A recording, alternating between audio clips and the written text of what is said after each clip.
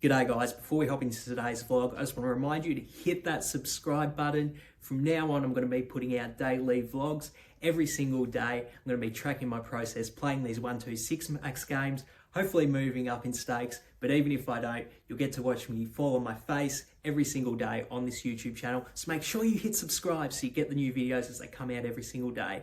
For now, onto the vlog.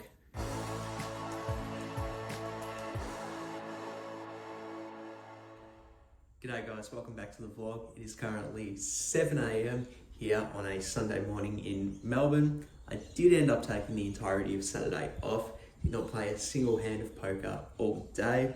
I think I needed to do that. I think I needed a bit of a break, a bit of time to just relax and not burn out.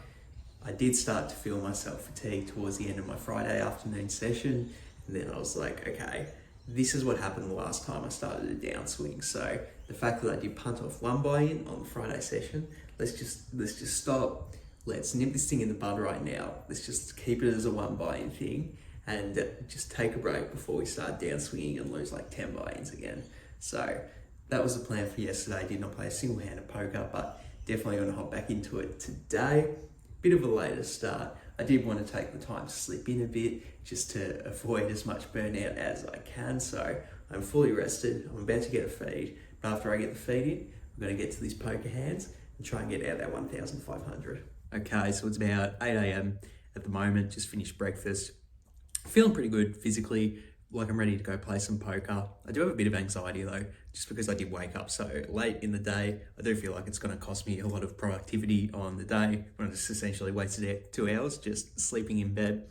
So going to try and push that anxiety out of the way though and try and focus on this session of poker.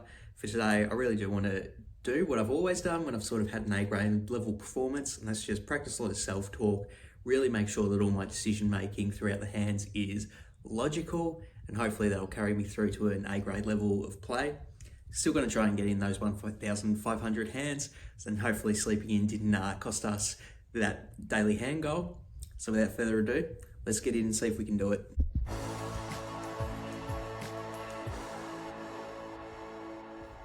G'day guys, it's about 4:20 in the afternoon at the moment. I've finally wrapped up my second session for the day.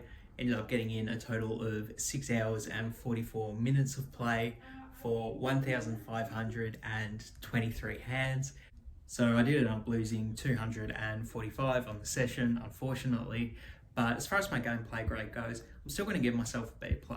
I do feel the reason I had a loss today was hugely because of run bad, stuff like set over set, kings all in against aces, stuff like that was happening pretty frequently today. So unfortunately that is part of poker, but it was happening to me a lot. So I think that's the reason I lost. I want to give myself a bit of higher grade because one, like I set out to do at the start of my first session, I just wanted to practice self-talk throughout the session to make sure all of my decisions were logical. And I really think I was able to stick to that, and it did help my game. Despite, running bad across the session, I do think all of my decisions were pretty logical, and I'm stoked with that. The only reason I'm not going to go to that A-grade level is because of the sleep in. I did feel under the time crunch all day, and even though I don't think it affected my game negatively, it definitely affected my emotions, and I felt pretty stressed and uncomfortable for most of the day as a result of being under the time crunch. Really hoping I can get back to waking up early tomorrow so I can get all of the volume in out of the day as soon as I can. But that's tomorrow though. For today's sessions, it's a B+. So I've criticised my own gameplay before on this vlog for being too overly aggressive in certain spots. And this next hand, I'm actually not quite sure if this is a spot where I was being overly aggressive or this was a good spot where I used a good line. So let me know what you guys think of this hand in the comments. So the action falls to me on the button. I have 10-8 of clubs. I go ahead and open it up to 5. Then a tight aggressive small blind goes ahead and 3-bets it to 20. The action's back on me here, and I have about 300 effective. So I actually think this is something I say a lot on the vlog, but I think any 3 options here are legit. I don't think I would want to 4-bet bluff in this particular spot just because it is a tight aggressive player's 3-betting range, but Obviously, there's going to be a loose range, even from a tighter player, so you can definitely, there's merit to 4-bet bluffing. I just decided to be a bit more cautious. I do call in this spot. I think folding's a fine option as well, by the way. Obviously 10-8, not that strong of a hand, but I think with 300 effective, it's a good hand to take and play in position.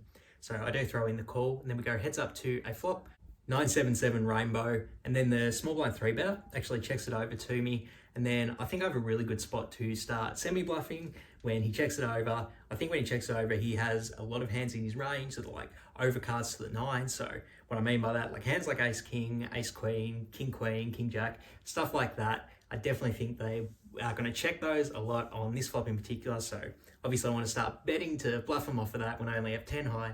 But even if I do get called, I have an open-ended straight draw, so pretty strong as well. So I think it's a really good spot to bet. I go ahead and make it 16, and then the small blind calls. So we're still heads up to a turn, which is the king of diamonds, putting out the backdoor diamond draw. Small blind goes ahead and checks it to me again, and I think this is a pretty close spot actually, whether I want to keep bluffing or not. Like I said, I thought my opponent did have a bunch of overcard hands in their range, so they could definitely float those on the flop and have top pair now. So I actually don't think I'm going to get as many folds on this turn. So that's the reason I do decide to check. Having said that though, obviously there are a bunch of ace high hands. Like if they're floating with king queen, they're probably floating with, you know, ace jack as well. So you could still keep betting to try and bet them off the ace high hands. But I do decide to practice self-talk and realize, okay, Leigh, sometimes you're too aggressive in these double barrel spots, so maybe just don't go for it in this instance. I decide to check. Having said that though, I think there might be a better option to continue bluffing. I'm really not sure, to be 100% honest.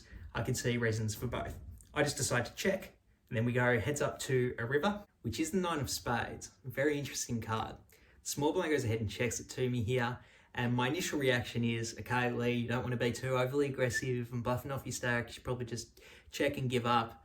But then I think about it a bit more, and even if I do have a really aggressive image, I still think this is a really good spot to bluff on the river, just because I have a lot of 9s in my range. Obviously I don't have a 9 now, but if I did call with a hand like 10-9, 9-8, maybe even like 9-7, jack-9 type hands, like I have a bunch of those in my range that I called with pre-flop, and obviously I'm going to take this line with them, right?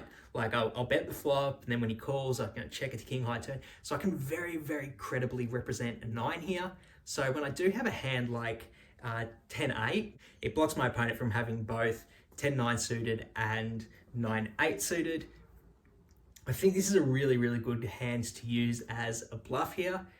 And I do decide to go ahead and bluff. I go ahead and bet 99. The reason for such a large bet, if I did have one of those jack-9 or 10-9 type hands, obviously I'm going to want to bomb it to try and maximize value. If my opponent does call with, you know, they did play ace-king like this, or maybe they want a hero with like pocket jack, something like that. If they do want to call, then obviously I'm going to try and bomb it. So if I'm bluffing, I've got to do the same thing, right?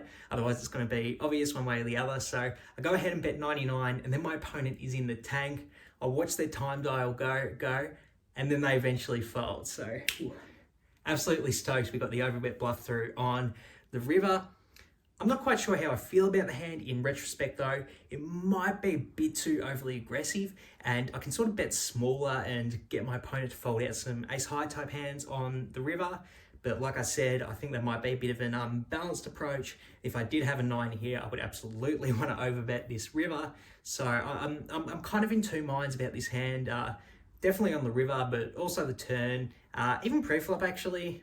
I could see doing a bunch of different things, so I think this is a very interesting hand, so I definitely wanted to get it out for everyone out there.